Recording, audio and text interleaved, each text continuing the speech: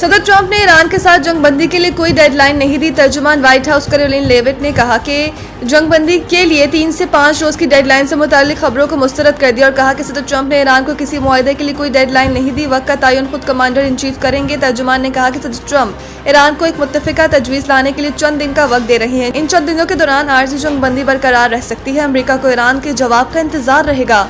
सदर ट्रंप जंगबंदी की तौसी पर मुत्तफिका रद्द-ए-अमल चाहते हैं। उन्होंने कहा कि सदर ट्रंप अपना हुमस में नाकाबंदी से मुतमईन है। ईरान पर जो मुआशी लिवरेज मुसल्लत किया गया है, इसकी वजह से ईरान मुज़ाकरात की तरफ वापस आ रहा है। अमरीकी सदर को अपने नकात के जवाब में ईरान की जानिब से एक मुत्तफिका जवाब चाहिए। व्हाइट हाउस के तर्जुमान ने मजीद कहा कि अमरीकी सदर ही मुआशी टाइमलाइन डिक्टेट करेंगे। ईरान को लाजमी अफजोदा यूरेनियम हवाले करना होगा। तर्जुमान ने मजीद दावा किया कि ईरान जो कुछ अमरीका से निजी तौर पर कहता है वो इसके अवामी बयानात से मुख्तलिफ होता है। इंसाफ, वक़ार और दानिशमंदी की बुनियाद पर मुज़ाकरात का दरवाज़ा अब भी खुला है।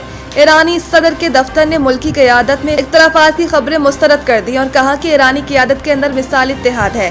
तर्जुमान ईरान सदारती दफ्तर मेहदी तबातबाई ने कहा कि अमरीकी सदर का नाम लिए बगैर कहते हैं कि दुश्मन सियासी प्रोपेगेंडे कर रहा है। झूठ गिरने के बजाय उन्हें अपनी वादा खिलाफी धूस और फरेबकारी बंद करनी चाहिए। इंसाफ, वक़ार और दानिशमंदी की बुनियाद पर मुज़ाकरात का दरवाज़ा अब भी खुला है। इलामाजी ईरानी सदर मसूद पज़ेश्कियान ने कहा कि वादा खिलाफी, नाकाबंदी और धमकियां हकीकी मुज़ाकरात में और राह में रुकावट है। एक बयान में मसूद पज़ेश्कियान कहते हैं कि ईरान ने मुज़ाकरात और मुआहदे का खैर मकदम किया और करता रहेगा। दुनिया को आपकी मुनाफिकाना बयानबाजी, दावों और अमल में तज़ाद नजर आ रहा है। ख्याल रहे कि ईरानी सदर का यह बयान एक ऐसे वक्त में सामने आया जब अमरीकी सदर ट्रंप ने तवक्को जाहिर की है कि ईरान के साथ मुज़ाकरात का दूसरा दौर जुम्मे को हो सकता है। अमरीकी अखबार को इंटरव्यू देते हुए सदर ट्रंप का कहना था कि फौज को हिदायत दी है कि नाकाबंदी जारी रखी जाए और हर मुमकिन सूरत हाल से निपटने के लिए तैयार रहे। जंगबंदी को इस वक्त तक बढ़ाया जा रहा है जब तक ईरान अपनी तजावीज़ पेश नहीं कर देता।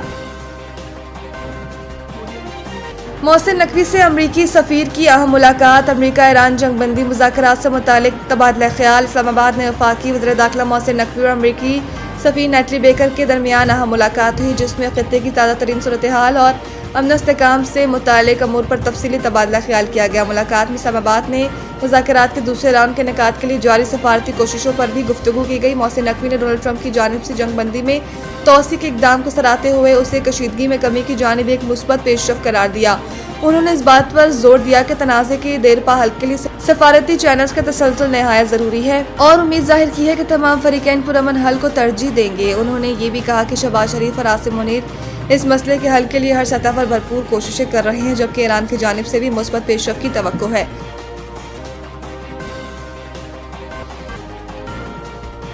Pahalgam first flag. भारत एक साल बाद भी ISPR के सवालात का जवाब न दे सका। DG ISPR lieutenant general Ahmad Sharif ने 30 अप्रैल 2025 को ब्रीफिंग के दौरान पहलगाम फर्स्ट फ्लैग से पर्दा उठाया था। पाक फौज के शोबा ताल्लुकात आमा के सरबराह का कहना था कि हम इस वाक़े के हक़ाइक़ पर जाएंगे, इल्ज़ामात पर नहीं। अगर इल्ज़ाम ये है कि ये वाक़या पाकिस्तानी सरजमीन से नाम नेहाद दहशतगर्दों ने किया तो ये मद्देनज़र रखा जाएगा कि पहलगाम किसी भी पाकिस्तानी कस्बे से 200 किलोमीटर से ज़्यादा दूर है।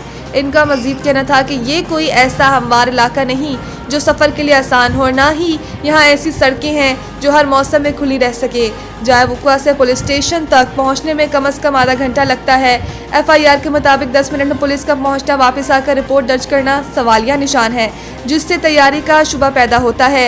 ये भी बताया गया कि भारतीय इंटेलिजेंस को वाक़े की पेशगी इत्तला नहीं थी, लेकिन वाक़े के फ़ौरन बाद 10 मिनट में ये दावा सामने आ गया कि हमला आवर सरहद पार से आए थे। DG ISPR का मजीद कहना था कि दहशतगर्द का कोई मजहब नहीं होता, ना मुसलमान, ना ईसाई और ना हिंदू दहशतगर्द होता है। ये कहना दुरुस्त नहीं कि सिर्फ हिंदुओं को निशाना बनाया गया।